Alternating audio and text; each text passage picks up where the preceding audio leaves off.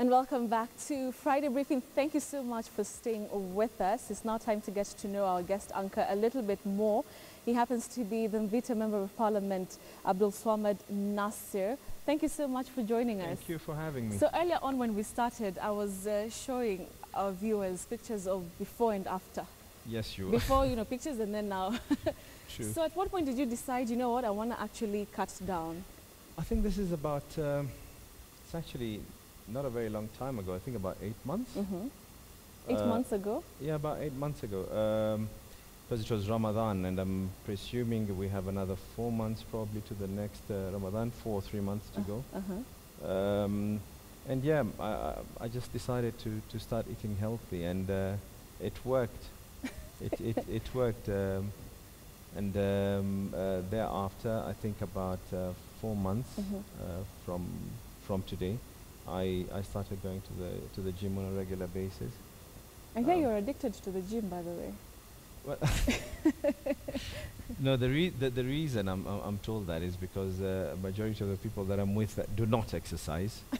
So when I have to say my goodbyes and I wish it's only an hour plus half an hour for you to be able to change and everything else.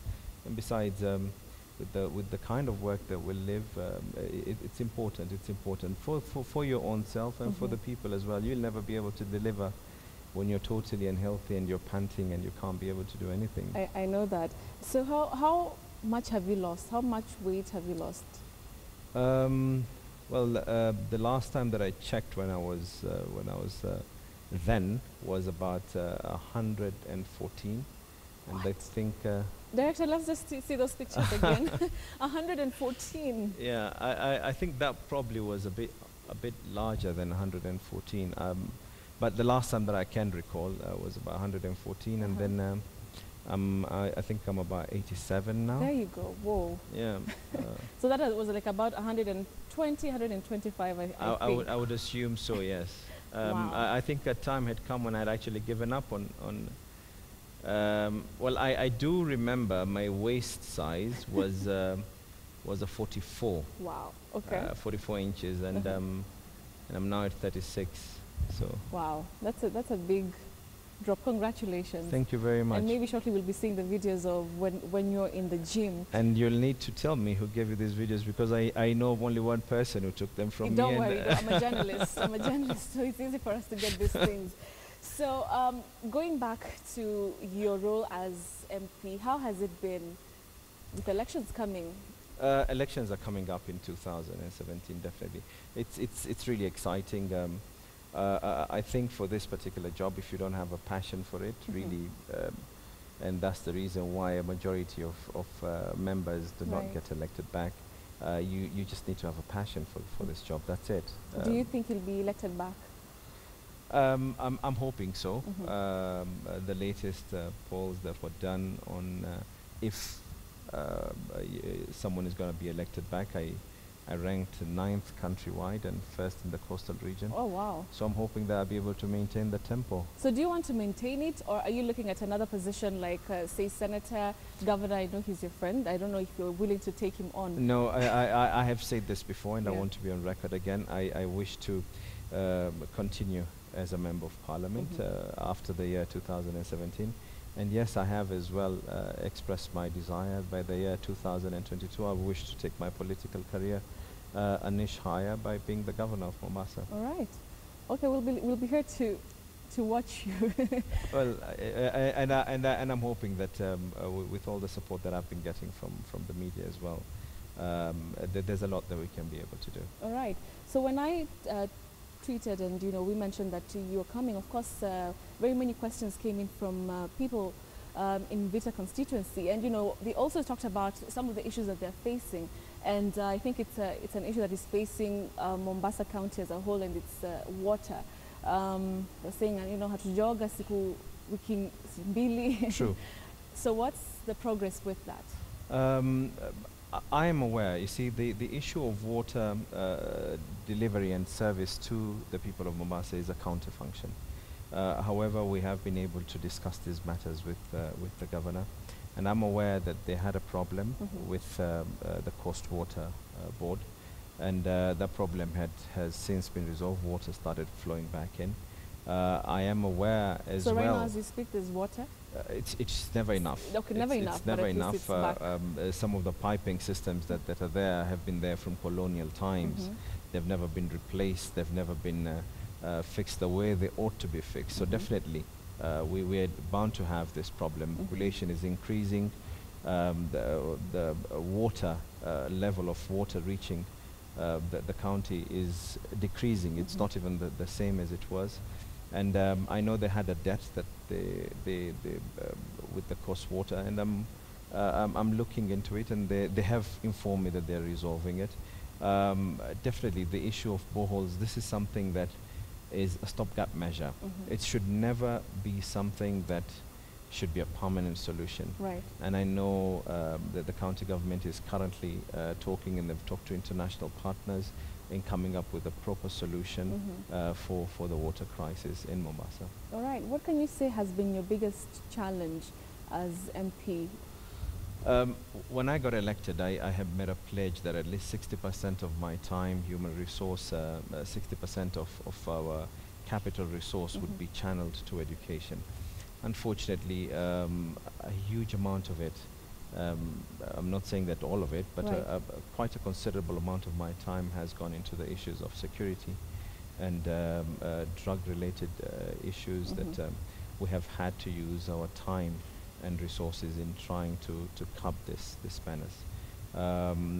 It is gradually decreasing. It's Mhm. not as it was before.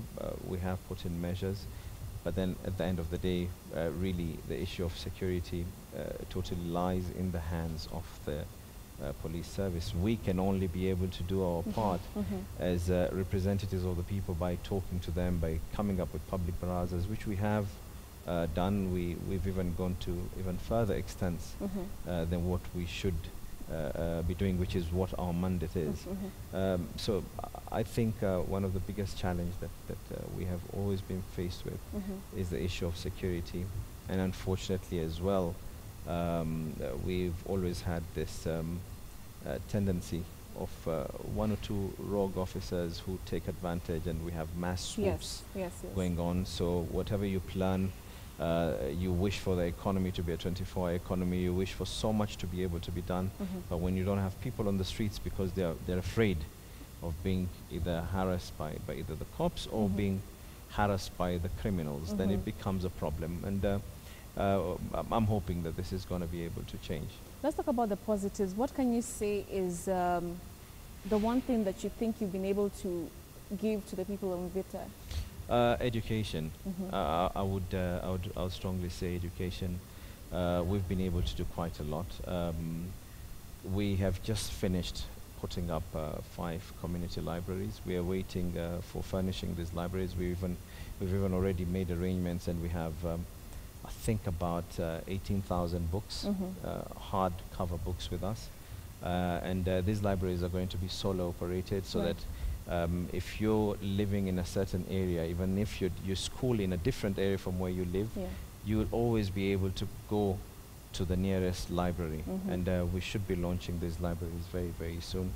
All right. We've come up with pre mock exams Mhm. that has always been done, and I'm glad that over the years, from the time that we have been elected till today, Mhm. we have seen a positive increase, gradual, and in some schools as well, it has been a very, very beautiful increase Mhm. in terms of the average performance of our schools. Right.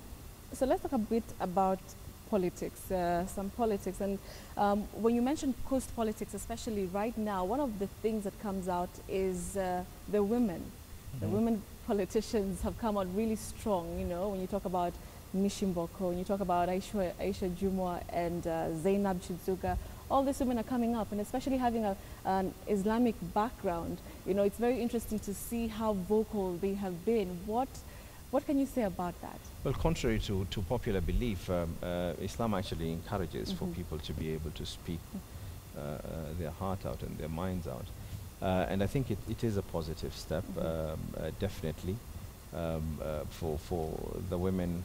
And by the way, it is not just, probably what is seen on the outer surface is just the women leaders. Right. But in actual fact, I represent a constituency, and I actually want to say a huge thank you to the women of Mvita constituency. Every single thing that we are able to do as a constituency, it's always the women who surpass the men. Right. In everything.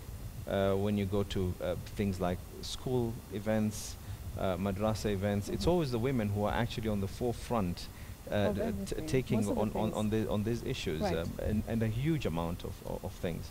And I think that is the reason why as well, in other circumstances, in boards that are constituted by myself as a member of parliament, we have a majority of women. Okay. Because I have seen it on a first-hand basis. All right. Malindi by-elections in a few weeks' time. Yeah, do you think you'll win it? We know that we're going to win it.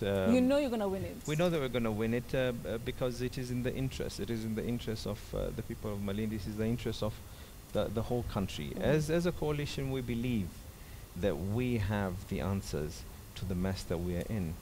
And definitely we have expressed our ideas, we have expressed our ideologies, we have expressed our views to the people of Malindi, to Kenyans at large.